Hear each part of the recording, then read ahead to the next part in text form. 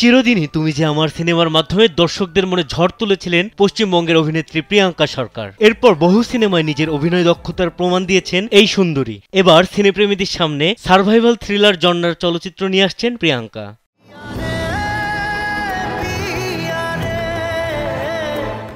রূপকথার গল্প আলিবাবার আবহে সিনেমা চিচিংফাক নির্মাণ করবেন ওপার বাংলার পরিচালক অরিজিৎ সরকার। প্রথমবারের মতো এ ঘরানার ছবিতে অভিনয়ে দেখা যাবে প্রিয়াঙ্কাকে। এ বিষয়ে অভিনেত্রী বলেন, এমন ধরনের ছবি সচরাচর হয় না, তাই সুযোগ হারাতে চাইনি। আমি এই ধরনের সিনেমা দেখতে খুব পছন্দ করি। যদিও আলিবাবা থেকে অনুপ্রাণিত, তবু এই ছবির গল্প সেই প্রাচীন কাহিনীর বাইরে গিয়ে তুলে ধরবে বর্তমান সময়ের দুই চরিত্রের অদ্ভুত সব অ্যাডভেঞ্চার। ইডেন বে কক্সবাজার সমুদ্র সৈকতের উপর নিজেদের একটি ঠিকানা। মাত্র 5 লাখ টাকায় আপনিও হয়ে যেতে পারেন এই হোটেলের মালিক। ঘটনাচক্রে একটি ছেলে এবং একটি মেয়ে সংসারের বেড়াজাল ছিন্ন করে নিজেদের মতো করে বাঁচতে এক সফরে বেরিয়ে পড়ে। এরপর শুরু হয় টিকে থাকার লড়াই এবং অদ্ভুত রকমের এক ভয়ঙ্কর সফর। আর তুমিও চলো, তোমারও তো কনসার্ন নেয়নি।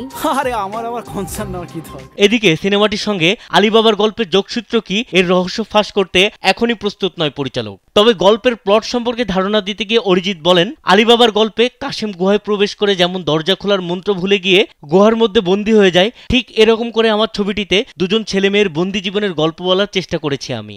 দরজা খোলো।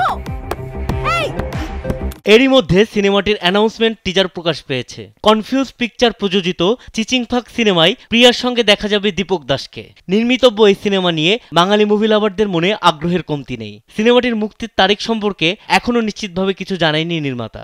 আমিও সরকার, অরিজিৎ সরকার। আরে সরকার। বিনোদন ডেস্ক, কালবেলা।